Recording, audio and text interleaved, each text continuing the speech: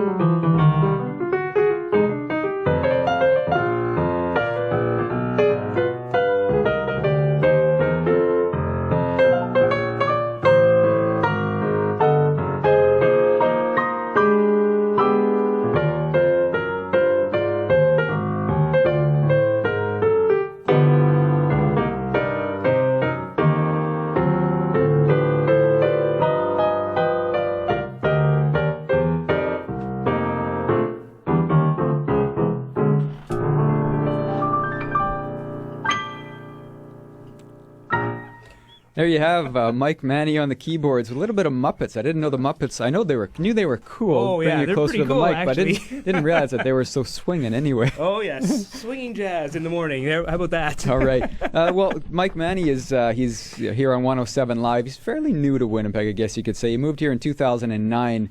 with the Royal Canadian Air Force Band, and he's got a pretty good pedigree.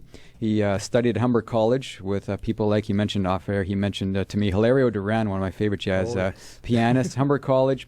He did a master's on a scholarship at Manhattan School of Music, and now he's here in Winnipeg. So, Mike, yes, you've been here since 2009. Yeah, 2009 was a good year. I moved out to Winnipeg. I was told by the supervisor of music in the Canadian Forces back in Ottawa, where I was posted before, and he said, "So we're starting up a new band in Winnipeg, and we'd like you to go and direct it for a bit." And I said, "Okay.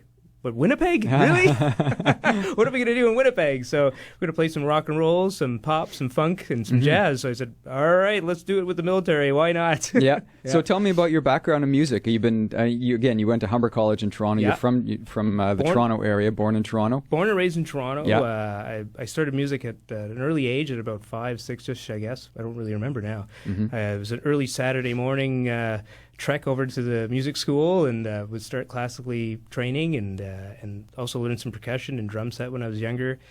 Some great musical teachers that I had at the community music school there in Toronto, a place called Humber College Community Music for Children, actually is what it was. And there's the Muppets for you. Yeah, there's you, exactly. Maybe that's where the influence came from. I don't know. So and after that, I mean, I just kept studying and writing, doing some arranging and all those kind of things that a lot of musicians tend to go through. In high school, I went to a place called the Etobicoke School of the Arts. So it was an art school, one of the first in Canada, actually. And there was a lot of concert band, classical music. That's where I got that whole background of learning about that kind of forms of music. And it was great. Humber College was next, and I took all the jazz knowledge that I can get out of those teachers there. It was an amazing time. Meeting friends that I've had forever, and that will probably last whenever I travel around the country and whatnot. Manhattan School of Music was a thrill just because of being in New York City, right? There's all these people there, not just jazz, but the classical music and the pop and the food. I mentioned that in the article, and I went, maybe food shouldn't have been mentioned, but oh well, I love food, so why not? Yeah. And then with the military, it's been also great. That has afforded me time to travel the world and play music. Originally, I started in the artillery for a quick moment, and found out, well, there's a full-time music job, so why don't I go and do what I know best and serve the country that way? So that brought me here to Winnipeg. So it's been great getting to know everybody in the community here in Winnipeg, and yeah.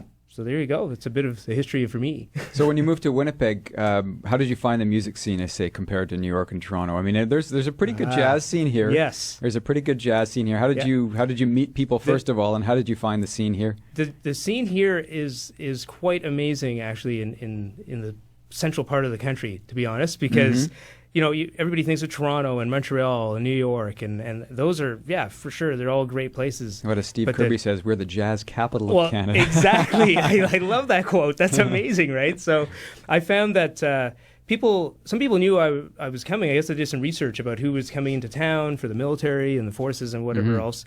So I received a couple phone calls even before coming here saying, hey, so we're wanting to know if you're going to have some spare time, and I said, well, I'd love to, so why not? And going out to different jam sessions and those kind of things and meeting the community was just amazing. So it's been great. In the last couple of years, being with the forces, time-wise, it hasn't always worked out. However, the job gets in the way. Yeah, well, I know. I know jobs get in the way of just life, don't they? But still, it's an amazing job, and I get to play music around the world for people that may not be able to hear music. Like we've gone up to Iqaluit, and I've played there about 4 times, I guess, in my career, and there's not a lot of jazz up there, as you can probably imagine, right?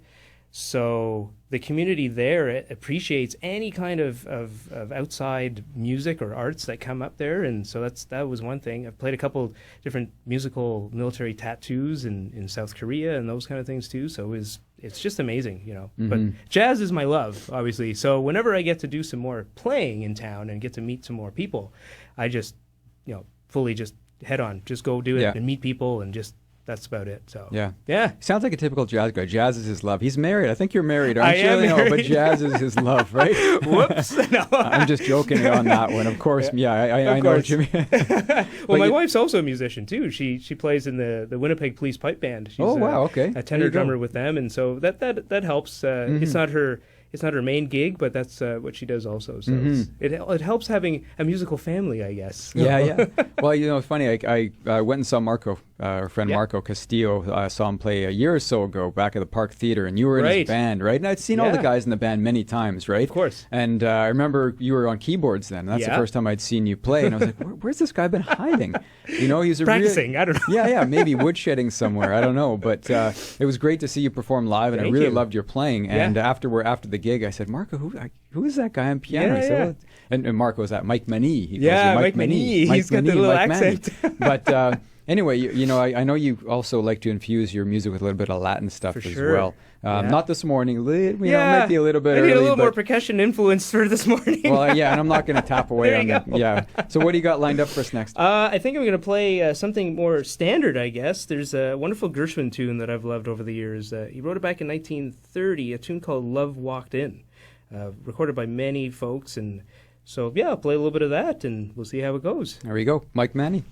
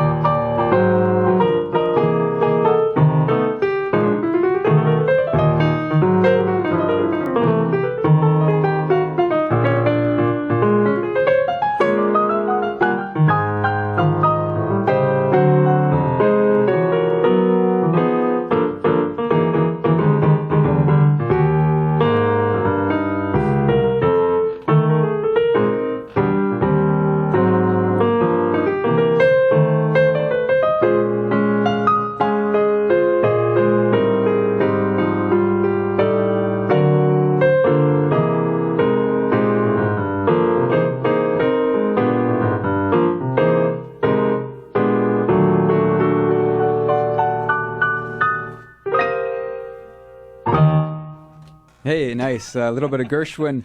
Love Walked In. Mike Manny on the keyboards. Now, Mike, you're going to be performing a couple of times, I believe, tomorrow night? Yes. And the 30th in the Palm Room Lounge at the Fort Garry Hotel. Exactly. Some nice solo gigs. Some solo gigs. They'll be good. A lot of repertoire we'll be going through, obviously, and a lot of exposure. It's really good to play some solo piano stuff. I get to play as much harmony as I want, fool around with as many tunes as I'd like to do. So it's all for me. It's all be good. Yeah, it'll be a great time. Come on out if you're available. So yeah, it's a great place just to hang out and listen to great music and have some food and drink or whatever you want. And again, he's also performing Mona Lisa Restaurant January 28th. So a few chances to catch Mike live. Exactly. And he mentioned he's probably going to be at the Jazz Fest as well, and a couple bands that look forward to that. And there's a great article. If you haven't seen the new Dig magazine, the January-February edition, there's a great article on Mike. So everything's coming together. So congratulations, Mike. That's awesome. Thank you so much. Appreciate it. Glad to have you here in Winnipeg. Stick My around pleasure. a long time, and maybe we'll have you back again. For sure. Thank you, All right. Michael.